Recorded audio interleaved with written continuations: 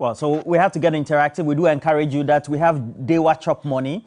And as you know, Dewa 539 Chop Money enables you to collect your Chop Money every morning at 10 a.m. by simply dialing the short code *446#. You have to select option 2 to play Dewa 539 Chop Money. You win 20 times your stake with Direct 1, 40 times your stake with Direct 2, 400 times your stake with Direct 3. And so all you have to do is to pick from the ranges of the numbers 1 to 39, and then you win big. So again, the short code is *446#. You can also check the site for Dewa Chop Money. That is www.dewa-nla.com for getting regular updates. And just in case you want to get inquiries as well, if you go to that site, you would also get the contact numbers for you to contact them just in case you have some inquiries to make. On the other end, also, we have our own cash out alongside what we're running with Dewa as well. And so cash out for our regular programming, especially New Day, because we are now having the time belt for New Day, is also having the short code well memorized, because at the end of the segment, we'll win some loads of cash every morning as well, before we even call it a segment, and then for New Day as well. And the short code there is *439#. And this one, we play the draw right on your set, whether you're watching us on television or elsewhere on some other mobile device. Today, we're only looking at one subject, and it's just the twists and the turns, more discoveries in this Cecilia Dapaah Gate scandal.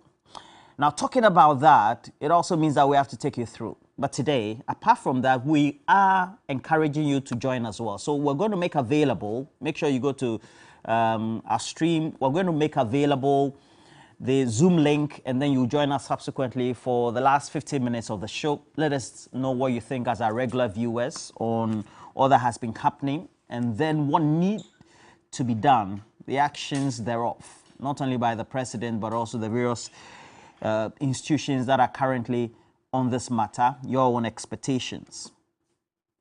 Now I have Erica Makuchum right here, and good morning to you. How are you? Good morning, Roland.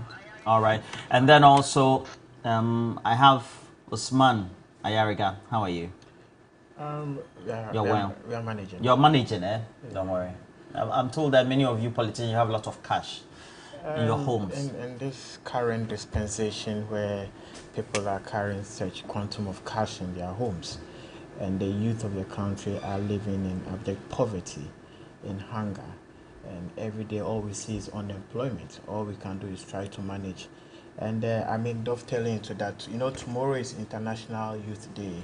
International Youth Day. Yes, I think UN International Youth Day. So before within the age group of a youth. Eh? Absolutely. Okay. I'm the youth organizer, so I fall within what we call a youth. Or better, I identify myself as a youth. No, there's no senior youth. I mean, a youth. So youth is what age? Is a youth. What age to what age? Well, if you look at I think the UN Charter, it talks about the age between 18 to about 35. 35. Yes. So your youth organizer, how old is he? Who, my current youth organizer? Yeah. I don't know his age. No. Yes, but I know he's my youth. Because the way you are describing the age, I didn't talk about the age. You spoke about the age. Oh, okay. I just said I'm a youth organizer, and tomorrow is International UN Youth Day. So I just wanted to say something a bit on that, and to entreat the youth of this country, even though we can all see the kind of corruption, the kind of stealing ongoing in this government, the disappointment coming from the youth, and the disappointment seeing the kind of stealing going on in this government. I also entreat the youth to continue to be calm. Let us not try to disrupt the current democracy or the current experiments of democracy that we are all witnessing.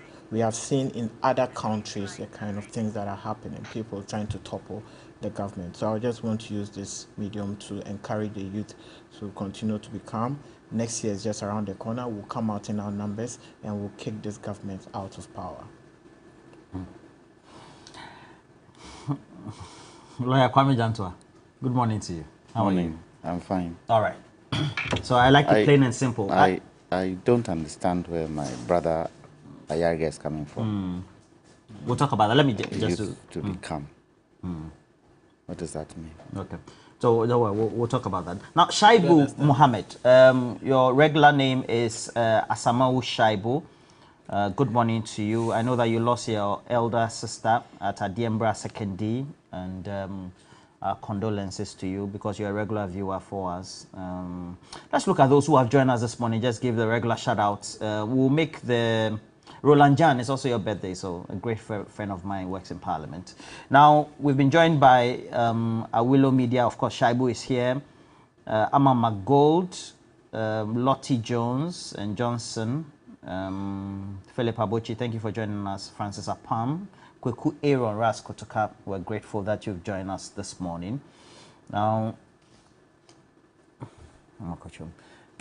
I'll start with you, but let me just go through some slides. And as you all know, as of now, it's now setting. Apart from what we have by way of our own sources, the official communication also from the special prosecutor, so far, these are the numbers. $1 million, 800,000 we're told is in one part, 200,000 another part, 300,000 pounds, and then also 350,000 Ghana cedis initially plus 50,000, those stolen. Now found in the residence officially by the OSP, 590,000 USD, 2.73 million Ghana cedis. And we also do know that we have bank accounts with Societe Generale and then Prudential Bank. All these, there were some audits of the crediting of those accounts and the balance of those accounts as well. Now, what does it mean? Do we have more? Our sources tell us that more money was discovered as well, but these are the official ones. And then, you remember, when we said this, everybody said, oh, TV3, etc. But I just want to put this straight. Journalists have sources. One of the means by which we're able to get more information is for you to tell the whistleblower that you're going to protect the name in confidence. So you promise confidentiality, anonymity, and then the continuous pledge to ensure that their cover is not blown. It is the only way by which you are seen to be credible and for which you continuously get information. I do understand why government communicators tend to go onto Facebook, Twitter, Instagram, etc., and sit behind keyboards and constantly tend to insinuate and insult. But we also have a job to do. And if you look at one of the roles is for a journalist to undertake, is to play a gatekeeping role. I understand all the difficulties you have. I know that it's painful, but sometimes when you are enjoying the largesse, you should also know that there will be scrutiny. Now, Mr. Makuchu, what do you make of this so far? Now, it's actually quite interesting. Your laughter even seemed to me that now you are overwhelmed. I'm not overwhelmed at all. I mean, to start with, good morning to yourself. Good morning to Osman. He's my very good friend. Osman is your friend? Yes. I mean, I've known Osman for a very long time. He's very respectful. I wish him well in his foray into mainstream politics. And of course, I mean, there's something called youthful exuberance, and sometimes if you're not careful, it can overtake you. It can overtake you. So I'm asking him to at least calm down a little bit. You know, we've done this for quite a while. I mean, for some strange reason, as young as I am, I can confidently say that I've been doing this thing for more than 10 years. So I have a bit of experience. So, Osman, calm down, chill. You know, you'll get there. But I'm actually very impressed. I mean, that he's taken the, like I indicated, the foray into mainstream politicking. He says something about the youth, which is extremely important, that in any country, for you to be able to get the development that you want your young people to be interested in politics. And you know my orientation all the time. I've never really ever tried to even convince any of my friends to appreciate my opinion or join the ideological orientation that I'm part of. You understand? I believe in people having their own personal views, and then once we have like a discourse and it's respectful, and people appreciate each other's rights to prefer different opinions, and I'm very happy about that. Now, my senior, Kwame Janto, of course, I mean, good morning to him and all the people watching TV3 this morning. Your intro itself is actually problematic to start with. I mean, you don't like my intro? No, it's very, you see, I think that if you invite people onto a platform, and like you're saying, you're giving a level playing field, or even like an objective account of events, then you have to, I mean, stick by those standards. Otherwise, then you draw those persons or panelists that you've invited to go into areas where it actually sullies the reputation of the platform. To start with, it is not true that TV3 as a platform indicated that, oh, monies were found and that there was so much money that was found, and that's the reason why some MPP communicators or operators were going after you. There was a news item that indicated that. The thing let I me read finish. Was not for you to comment. No, but I need to start from there.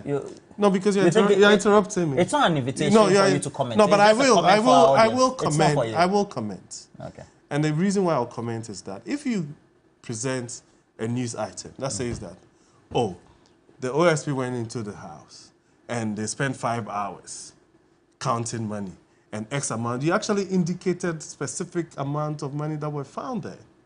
And the OSP has come to state categorically what those official amounts were, and you still insist on going on that tangent, claiming that you have sources. I mean, let me correct you. We never stated any specific amount. We did state how long the OSP and his team spent in the house undertaking. No, please.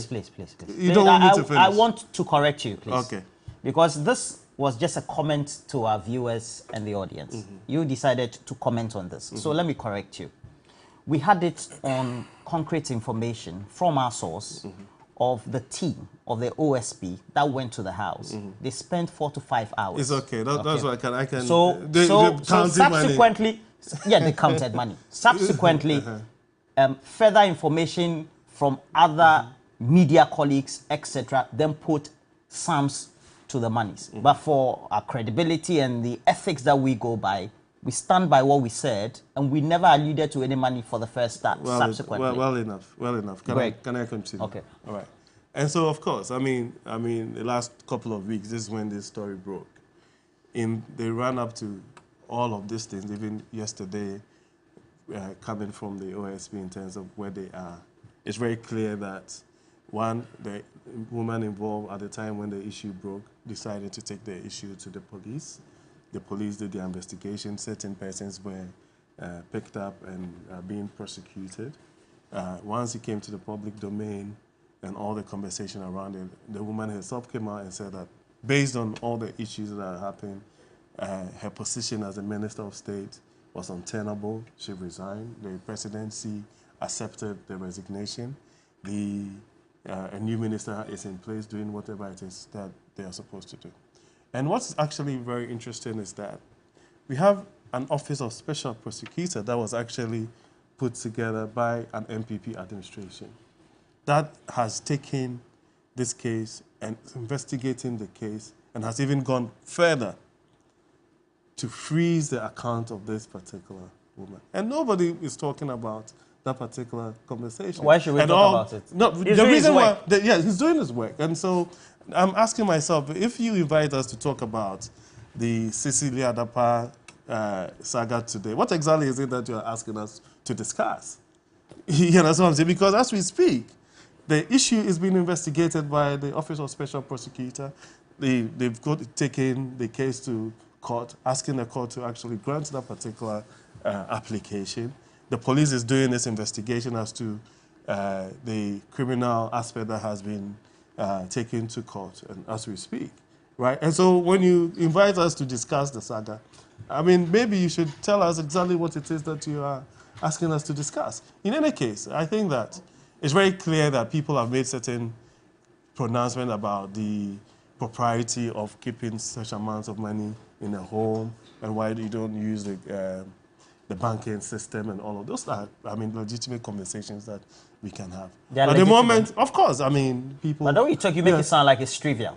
No. But, I mean, but if it was trivial, I wouldn't even mention it. So, I mean, I live in this country. I talk to people. I have friends. I go to certain places. So people would even come to you and say, oh, on this particular issue, this is what we feel and all of that. I'm Ghanaian.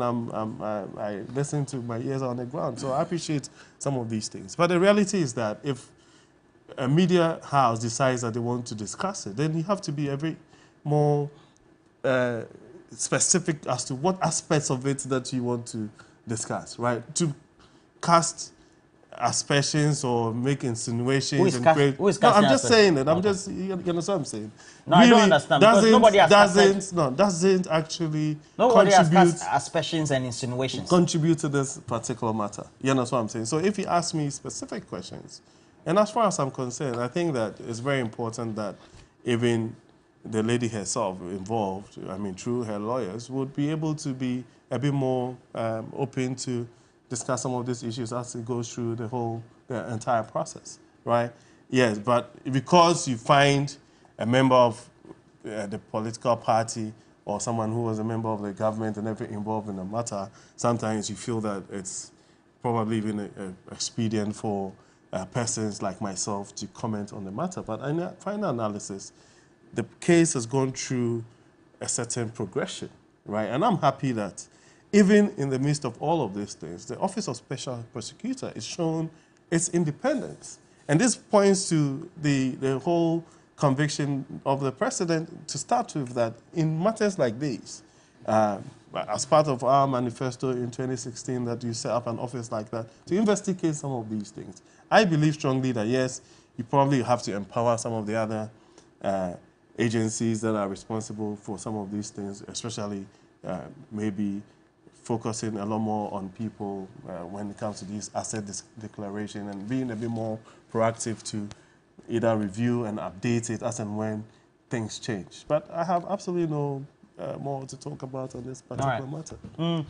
Osman, if you look at the trajectory of this matter, it looks like now government is overwhelmed, is it not? Because the reality is that if you're a public official and a politically exposed person, you're supposed to live by certain ethics and principles. And as it is, clearly not living by those morals and standards, ideally that should have been set. Is that not the case? Roland, I am surprised my brother is running away from the issues or what we have to actually discuss. I mean, this is a politically exposed person. This has to do with someone who has been given an office of the Minister for Sanitation. This is someone who actually has public funds at her disposal. And this is someone who has some amount, not just some, so much cash on her. And I'll even go into the details of the bank accounts. I realize you didn't want to mention the amount in the bank account, but some media houses have done justice to it. And you come here and you want to let it seem as though because the special prosecutor is investigating it and because, I mean, some state agencies are investigating it, so for that matter, there's really nothing to talk about. If she were a private person who was being investigated, I wouldn't waste time to even talk about it. But to the extent that she's a public official, her government has been voted into power and she has been appointed a minister of state. She owes it a responsibility to us to conduct herself in such a way that will not lead to any form of corruption. And if you check what she's being investigated for, it has to do with corruption and corruption-related matters, and which, of course, they're looking at the quantum of money which could be proceeds or which could be tainted as corruption-related affairs. So let us not sit down and try to trivialize it as though it is not worth our time, or for that matter, Ghanaians. What are the implications if that is done? I mean, we are citizens of the land, and the president has asked us to be citizens. And for that matter, we should be interested in any act of any public official. Now to the substantive issue. This government, and this is not the first, this is not the second, And I remember growing up, a book I used to read, Ali Baba and the 40 Thieves. I don't know whether you read that book. And this government honestly reminds me of that book, Ali Baba and the 40 Thieves. Yes, Ali Baba and the 40 Thieves, where there was Ali Baba and the gang of thieves. You know, this is a classical example of Ali Baba and the 40 Thieves. Just that in this case, we have more than 40 ministers and 40 appointees. So maybe 1,000 thieves, if that will be permissible to use.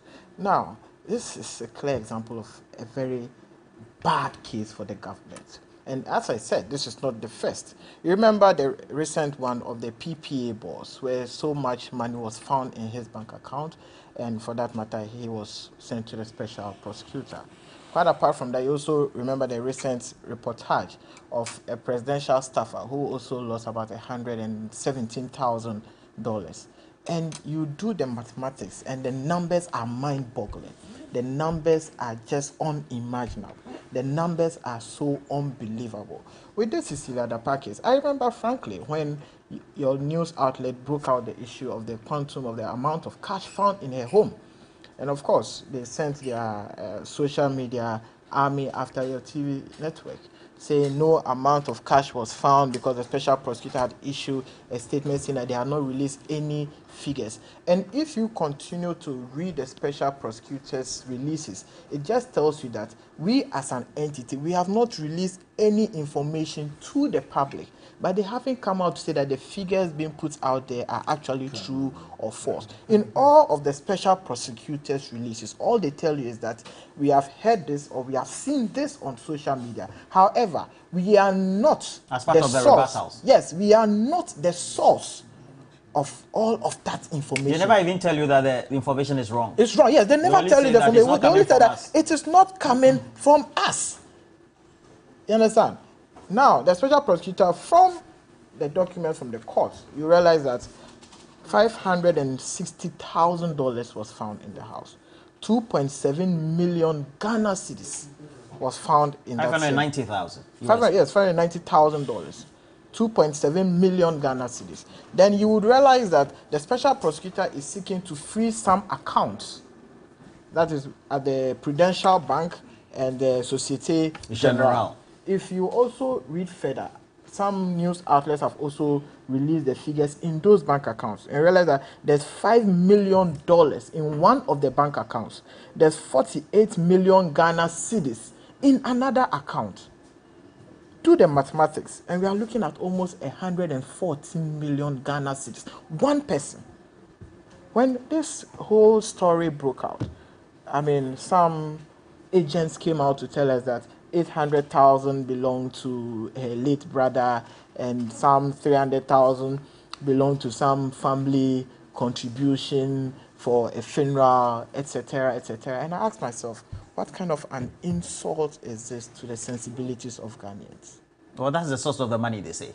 Okay, now, what is the source of the $590,000?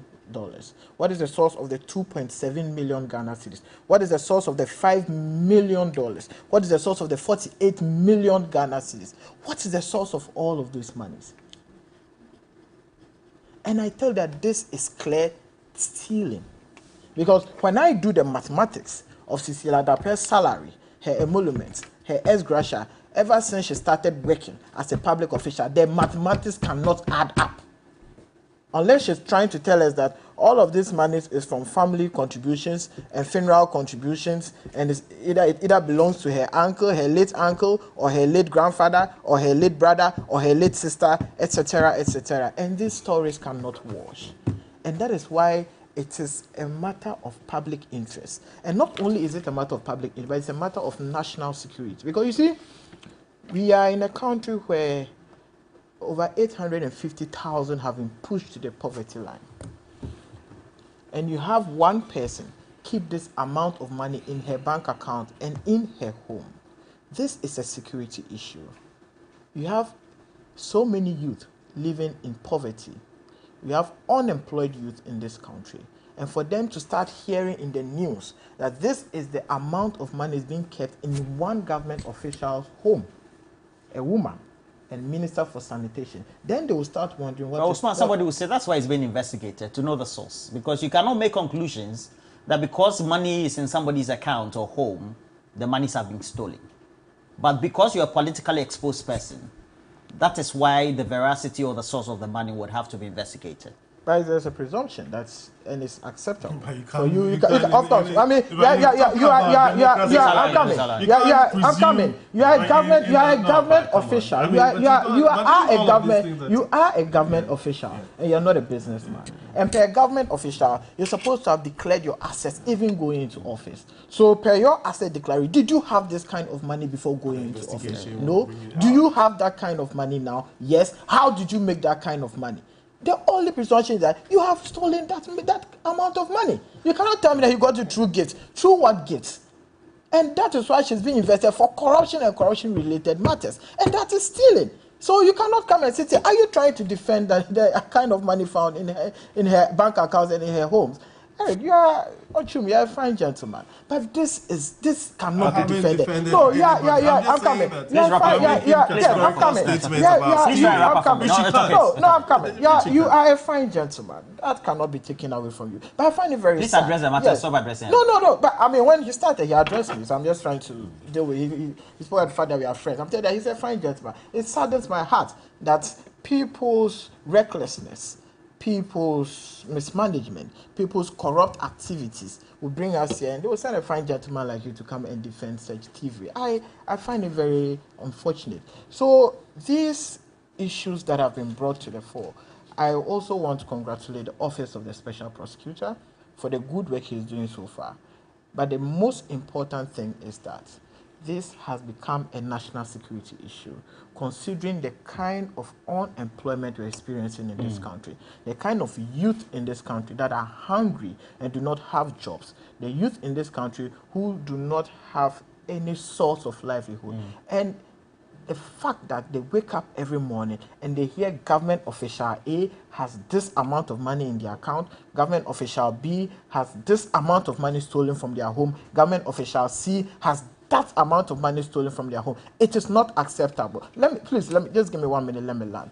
And in all of this, you have the head himself supervising all of these corrupt activities. I mean, this is a government that is unacceptable, a democratically elected government that we have never seen this kind of corruption, not even a military junta in the history of Africa. I mean, we have seen the administration of people like Sani Abacha, Mobutu Sese Seko, we have seen Idi Amin.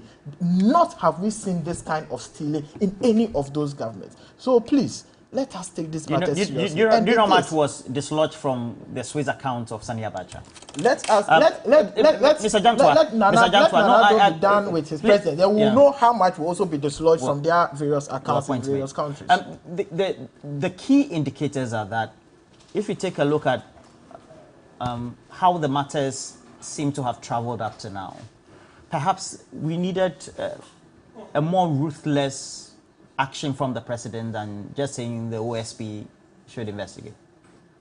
Because there's been a position now taken in that criminal matter of the prosecution of the thieves, so to speak, the suspected ones, by the Attorney General, for example, who is the Chief Prosecutor of government. Good morning to our viewers. Good morning to my fellow panelists. Roland, you said we needed, what, more drastic action from the president? Ideally. What What kind of action are you talking about? What do you expect him to do?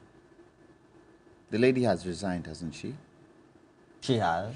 Perhaps the letter that the president wrote, you would question. Is it not questionable? It was more like writing a letter to a friend than official. But what can he really do as president?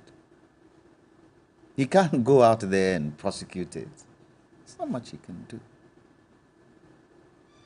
What we should look at is that this doesn't turn into something that doesn't go nowhere.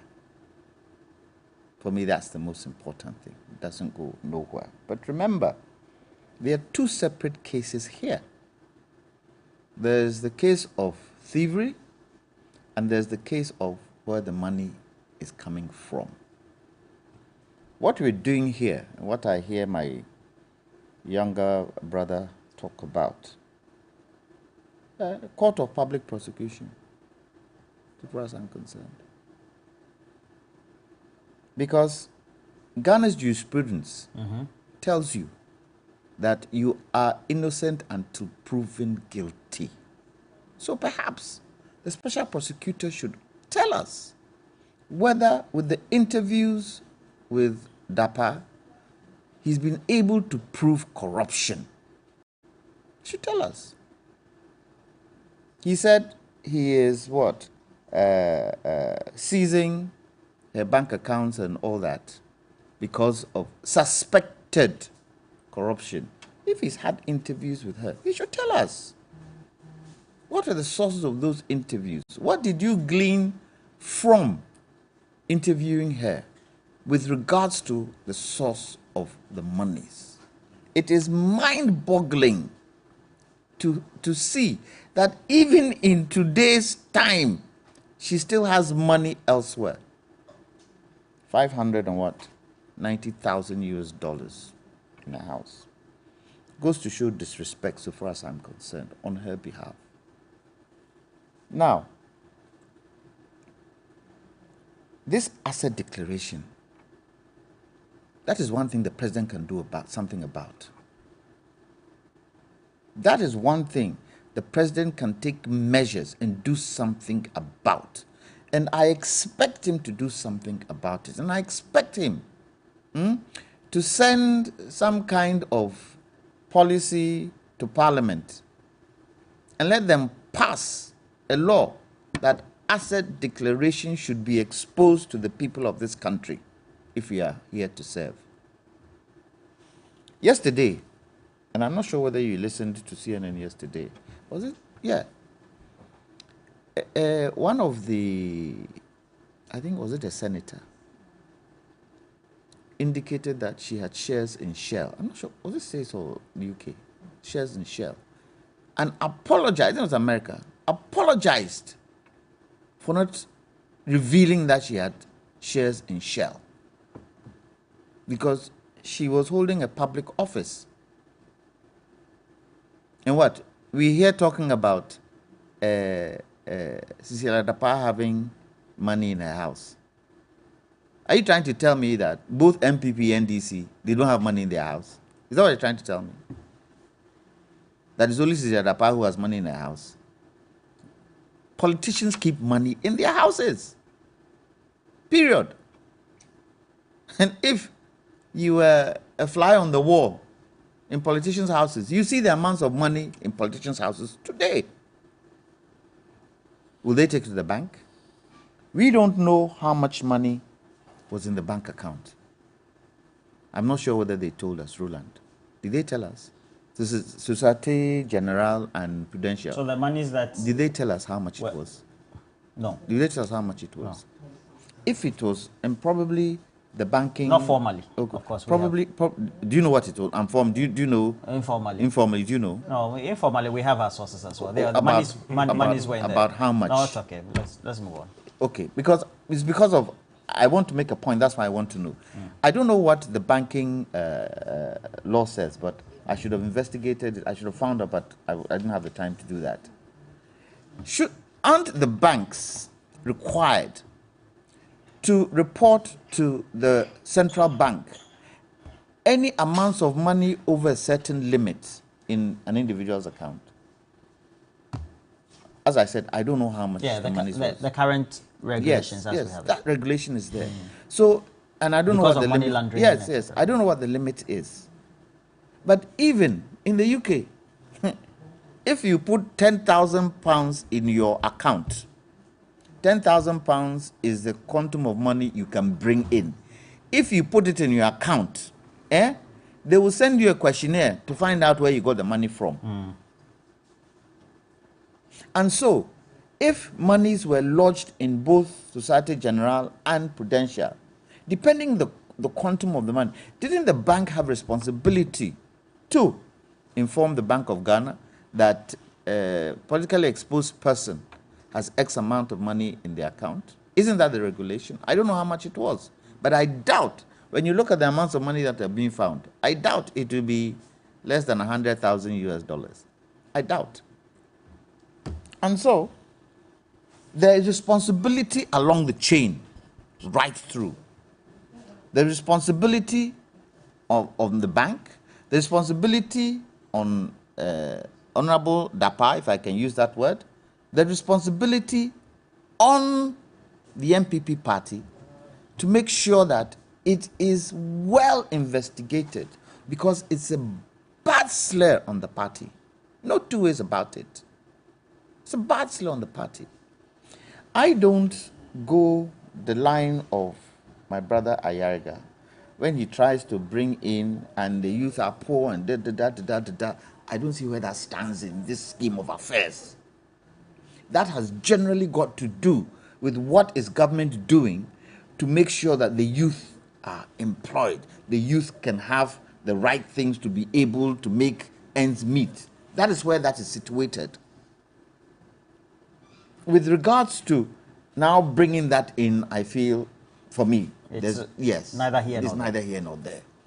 But we need to be able to find out, really and truly, and quickly. And Roland, I don't understand why, how many bodies are investigating this matter? 3? 4?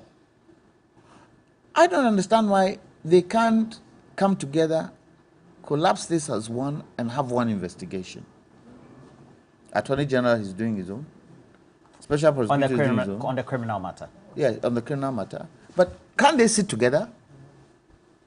Can't they sit together? All the bodies that are investigating, can't they sit together as one and say, okay, the criminal matter, this and this and this is what we found out. The corruption matter, this and this is what we find out. This matter, this and this, and come out with one statement. Would that not help? Because what then happens? One brings something else, then you find that the other hasn't got it. You find that it goes against one's investigation.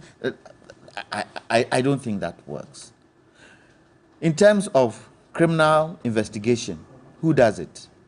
Is it the Attorney General or is it the police? Who does it? The police. The OSP also is supposed to work with the various institutions. But I think they should all sit together, work together. They should one comprehensive thing, so that at least we know where it's coming from. We know the sources of the information that they've got, and then we take it from there. At the present moment, Cecilia Dapa is innocent until proven guilty. Until proven guilty, especially with the amounts of money we are talking about. And remember, there is a case in court where she has taken it to court for stealing of money that she says is her property. Now, when you read the charge sheet, there are certain amounts of money they've been able to say, she's been able to tell who it's from. And there are certain amounts of money that we cannot find out who those monies are from. That is there's where... the late brother, Yes. Those ones she's been able to... so far? I don't know. Don't know. I don't know. I don't know where. I've only heard what is in the general public's domain. Okay. Mr. Makuchum, there seems to be, if you look at the certain line of communication, is that she is innocent until proven guilty.